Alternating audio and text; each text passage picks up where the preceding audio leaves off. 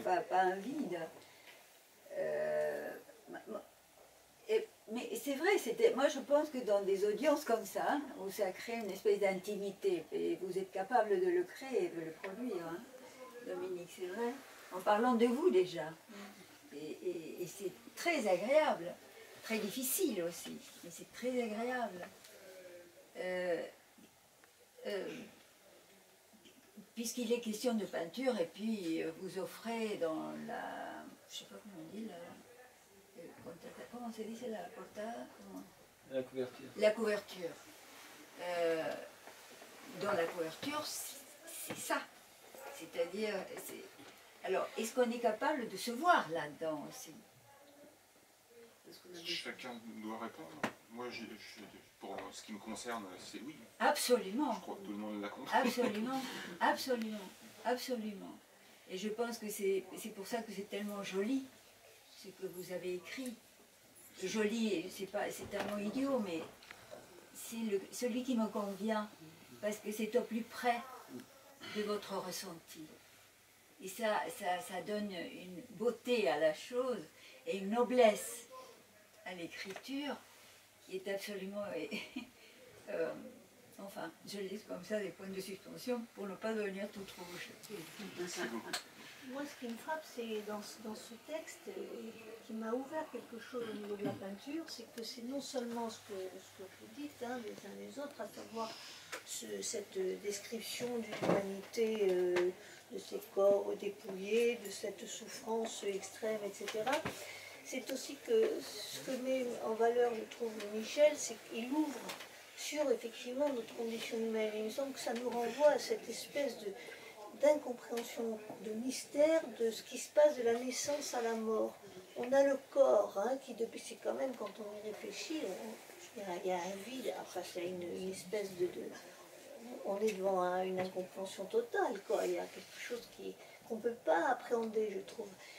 Cette espèce d'évolution du corps et de l'esprit, qui de bébé grandit, hein, de la chair ferme du bébé, on arrive à la force de la maturité, et après, à la déchéance du corps, de l'esprit, etc., et à la mort. Et c'est cette espèce de parcours qui est quand même quelque chose de vertigineux, je trouve. Il y a quelque chose de vertigineux. Et c'est ce que moi j'ai vu ça à travers ce que tu écrivais. Alors peut-être c'est mes propres idées, mes propres fantasmes.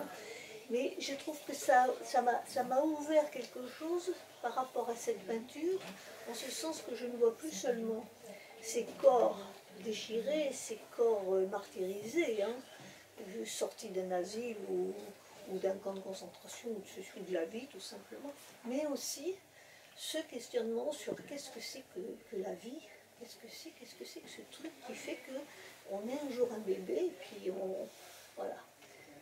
Ça c'est quelque chose qui dans ce texte m'a profondément marqué.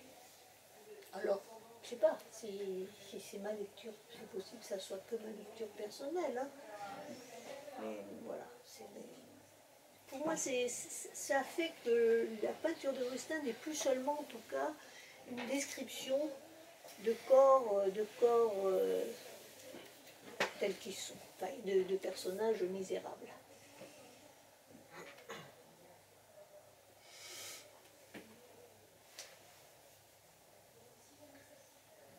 Non, Georges n'a pas l'air très d'accord avec moi. Non, je pensais à un livre de photos qui avait été pris en Algérie quand il fallait faire des relevés d'identité. Et donc les Algériens et les Algériennes étaient pris comme ça dans des poses qui n'étaient pas des poses justement. Ils étaient à l'état brut comme ça et c'est très impressionnant. Les regards sont vides, sont sans expression, sans pause justement, quoi. Et là, ces peintures font penser à ça. Et ça me fait penser, j'avais un copain qui faisait un contrôle avec Lacan et qui demandait à Lacan une explication géniale sur la pulsion noire. Et Lacan lui avait répondu de regarder les yeux des gens dans le métro le matin quand on va au travail. C'est le même regard que ces photos d'Algériens et d'Algériennes qui étaient sans rien de particulier, autre que discuter de tout ce que vous dites, de la vie, de la mort, tout ça. C'était très intéressant.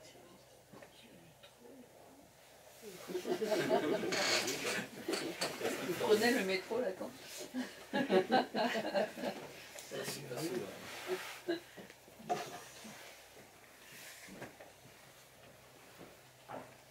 En tout cas, Dominique, ce que j'ai envie de vous dire, bon, sur votre livre, je vous ai écrit, et il y a d'autres choses que je garde pour moi comme impression, je veux dire, mais ce que j'ai envie de vous dire, c'est que vous avez une capacité de communiquer votre amour pour les choses que vous choisissez et que vous faites.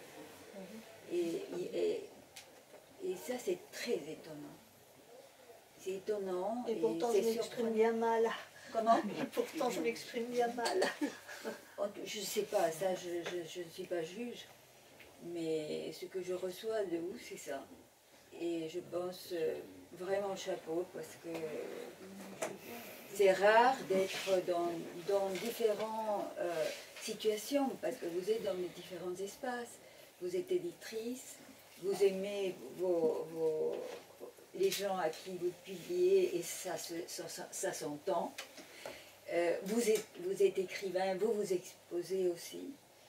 Et je crois que vous êtes capable vraiment de créer une harmonie autour de tout ça, même de dire que vous aimez votre propre écriture. Et ça, je trouve, non mais je le dis très sérieusement, je pense que c'est une qualité de pouvoir s'avancer de cette manière-là. Merci.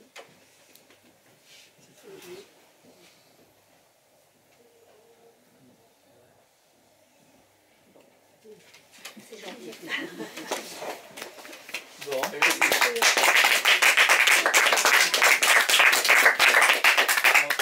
Je peux aller acheter, si on veut acheter un livre, il faut aller là-haut, c'est ça? Bon, alors je me précipite. Non, je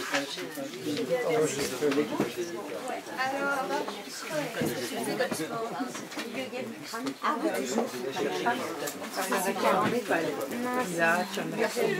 C'est dans la chaleur, c'est à 40 degrés.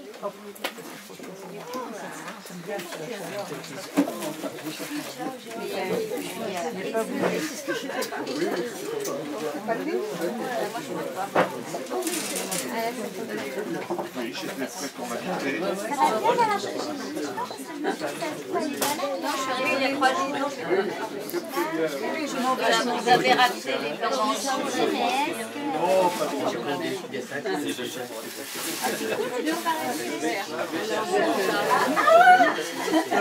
Moi, je ne suis pas venue parce qu'elle avait 19, elle a pris à peu près de tension. Elle a des médicaments depuis quelques temps, alors que cette semaine, elle avait des vertiges et tout. Elle a